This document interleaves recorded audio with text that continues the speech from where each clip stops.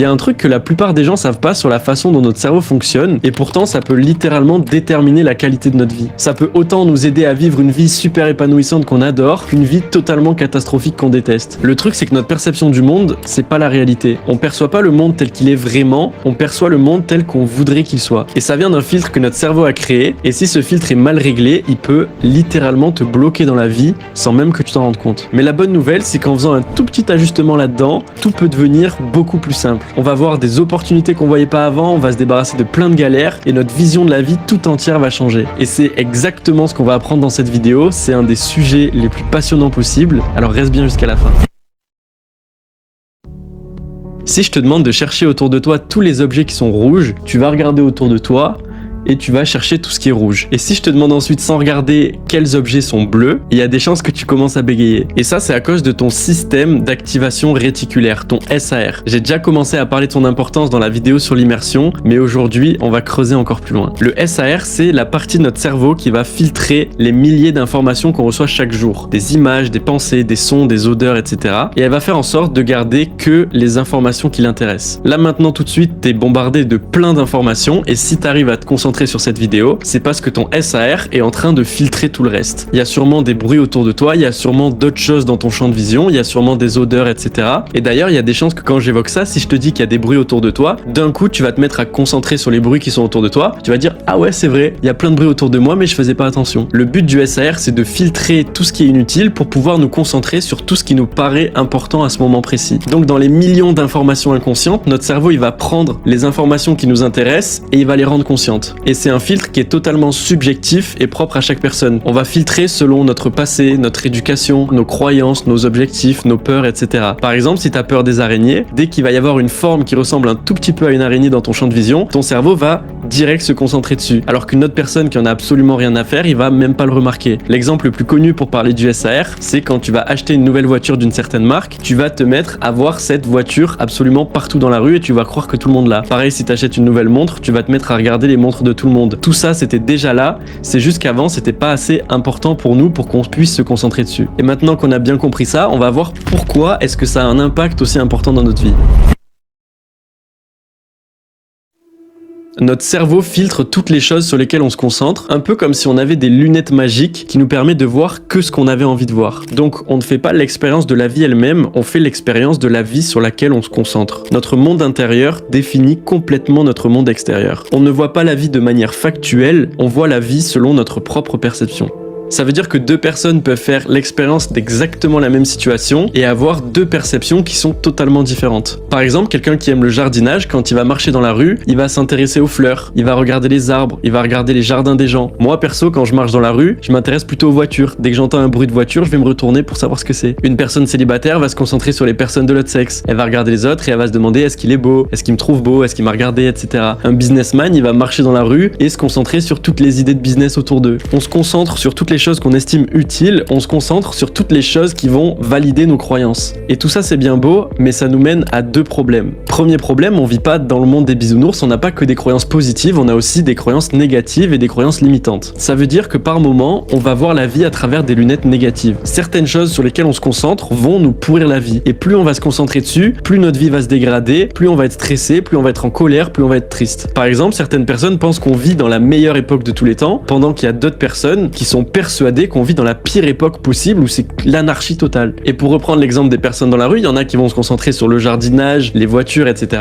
Mais il y en a aussi qui vont se concentrer sur des choses beaucoup plus négatives. Parfois, on va marcher en se répétant que les gens sont tous débiles, que les gens sont tous moches, que la ville est pourrie, que ça pue, que c'est une vraie poubelle, que les hommes sont tous des salauds, que les femmes sont toutes des machins, etc. Et donc ce SAR, c'est autant un super pouvoir qu'une super malédiction. Parce qu'il va littéralement définir le monde dans lequel on vit. Si on vit à travers un état d'esprit positif, optimiste et reconnaissant, on va filtrer la vie à travers cet état d'esprit. Par exemple, si on marche dans la rue et qu'on voit un SDF, on va être triste pour sa situation et on va avoir envie de l'aider. Alors qu'au contraire, on peut aussi filtrer la vie à travers un état d'esprit beaucoup plus négatif, pessimiste, anxieux, plein de haine. Par exemple, il y a une autre personne qui peut voir ce même SDF et se dire « Non mais il a qu'à aller travailler au lieu de mendier ». Et donc le problème quand on est dans un état d'esprit négatif, c'est que le SAR va se mettre à filtrer et on va voir plus que les choses qui sont négatives. Si on va à une soirée et qu'on dit « Putain, je suis fatigué, ça va être vraiment chiant », ben notre notre SAR va se concentrer sur toutes les choses qui valident cette croyance et qui rendent cette soirée bel et bien super chiante. Pareil, si on avance dans la vie avec la croyance que on n'a jamais de chance, que la vie est injuste, que on vit dans un pays de merde, que les gens sont tous méchants, que les gens sont tous débiles, etc. Encore une fois, on va filtrer la vie à travers ces croyances et on va voir plus que ça dans notre vie. Et c'est vraiment une catastrophe d'après moi parce que ça va mener à un deuxième problème.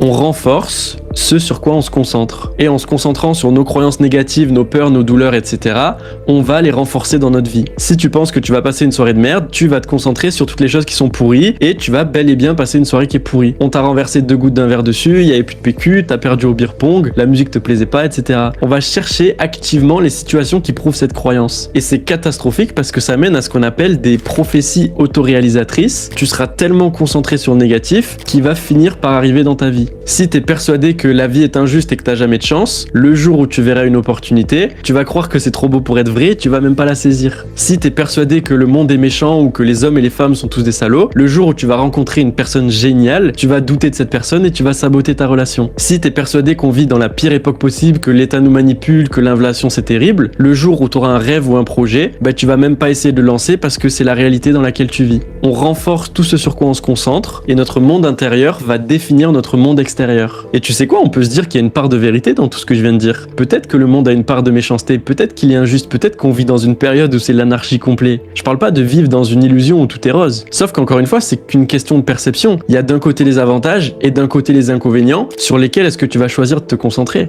Le monde est méchant, mais il y a aussi des gens extraordinaires, des gens qui s'entraident, des gens qui font le bien. Le monde est injuste, mais si tu regardes cette vidéo, tu fais potentiellement partie des 10% de la population mondiale qui ont la chance d'avoir un téléphone portable, de la nourriture dans le frigo, un toit sur sa tête. Donc t'es pas celui qui subit le plus cette injustice. On vit dans une époque qui est bien anarchique, mais on vit aussi dans une époque où il n'y a jamais eu autant d'opportunités. Il y a des jeunes de 20 ans qui peuvent faire des vidéos et partager leurs connaissances, monter des business, devenir riches, travailler à leur compte, être libres. Je pense pas que les paysans au Moyen-Âge avaient plus de chance que nous. Alors cette phrase est beaucoup trop importante. Celui qui trouve que la vie c'est de la merde et celui qui trouve que la vie est magnifique ont tous les deux raison. Parce qu'ils vont tous les deux se concentrer là-dessus et renforcer cette croyance. Quand t'es dans un état d'esprit positif, optimiste, reconnaissant, tu vas te concentrer sur tout ce genre de choses. Quand t'es dans un état d'esprit négatif, pessimiste, plein de haine, tu vas te concentrer sur ce genre de choses et c'est à ça que ressemblera ta vie. Donc pour donner une piste de solution par rapport à ça, en plus de juste comprendre le problème, ce serait d'arriver à se poser quelques questions. Sur quoi est-ce que je me concentre au quotidien ? Quelles émotions est-ce que je ressens le plus ? Plutôt de la gratitude et de la joie ou plutôt de la colère et de la tristesse ? Qu'est-ce que ça fait d'être dans ta tête ? Est-ce que c'est une bonne expérience ou est-ce que tu le souhaites à personne ? Quelles croyances est-ce que j'ai sur le monde ? Est-ce que c'est des croyances positives ou est-ce que c'est des croyances qui me pourrissent la vie ? Et d'ailleurs, quelles croyances me pourrissent la vie ? Quelles croyances me font vivre dans la peur, dans la colère, dans la tristesse ?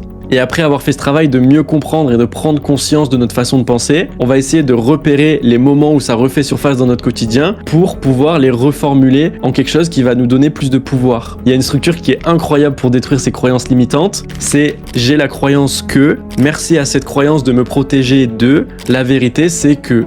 Par exemple, j'ai la croyance que je ne suis pas assez intéressant pour faire des vidéos. Merci à cette croyance de me protéger du regard des autres et du rejet des autres. La vérité, c'est que tout ce que j'ai à dire peut aider au moins quelques personnes et c'est tout ce qui compte. Au début, c'est pas très naturel, mais à force de pratiquer, ça va devenir beaucoup trop puissant parce que dès que tu vas avoir une pensée négative, une croyance limitante ou quoi, tu vas la reformuler en quelque chose qui te donne du pouvoir, quelque chose qui t'aide à te construire plutôt qu'à te détruire. Et le sujet des croyances est beaucoup trop important et beaucoup trop passionnant, donc j'en reparlerai clairement plus en détail dans une autre vidéo aussi. Mais j'aimerais quand même finir cette vidéo en répondant à une dernière objection que t'as peut-être dans la tête en ce moment. Peut-être que t'es en train de te dire « Ok, c'est bien beau tout ça, mais... » Moi, je suis pas comme toi. Moi, j'ai un passé douloureux. Moi, il m'est vraiment arrivé des trucs injustes. J'ai des traumas. Il y a des gens qui m'ont fait du mal. Il y a des gens qui m'ont trahi. Je suis dans une situation super compliquée. Et je vais devoir dire quelque chose qui est super inconfortable. Mais une fois que tout ça est dit, ok. Et ensuite, ok, t'as subi tout ça. C'est injuste. Tu méritais pas ça. C'est trop nul. Maintenant, il se passe quoi ? Avant, j'étais super skinny et je me disais que j'avais pas de chance, que c'était super injuste, que je serais jamais musclé, que les gens ils pouvaient pas me comprendre et que ma situation c'était vraiment de la merde. Sauf qu'en réfléchissant comme ça, on est en train de défendre notre propre agresseur. En disant que c'est la faute de X choses extérieures, tel événement, telle personne, telle situation, telle morphologie, on est en train de mettre le pouvoir sur cette chose-là. On est en train de dire que cette chose a plus de pouvoir sur notre vie que nous-mêmes. c'est peut-être pas de notre faute, mais ça reste notre problème. C'est nous qui souffrons de cette situation. C'est nous qui sommes en train de voir la vie à travers des putains de lunettes négatives, pendant que je suis sûr qu'il y a des personnes qui le méritent 10 fois moins que toi et qui sont en train de voir la vie en étant heureux, en étant joyeux, en étant reconnaissants pour tout ce qu'ils ont. Bref, avec ce petit switch dans ton cerveau, tu peux littéralement réaliser l'impossible parce que ta perception de la vie tout entière va se transformer. La vie sera plus un fardeau, la vie sera une bénédiction. J'espère que cette vidéo t'a aidé, j'espère que cette vidéo a pu t'ouvrir à une nouvelle vision des choses. N'hésite pas à t'abonner si c'est le cas, ça soutient la chaîne et ça me permet de vous proposer du contenu intéressant, qui a de la valeur et qui est de plus en plus qualitatif. Let's go, je crois en toi.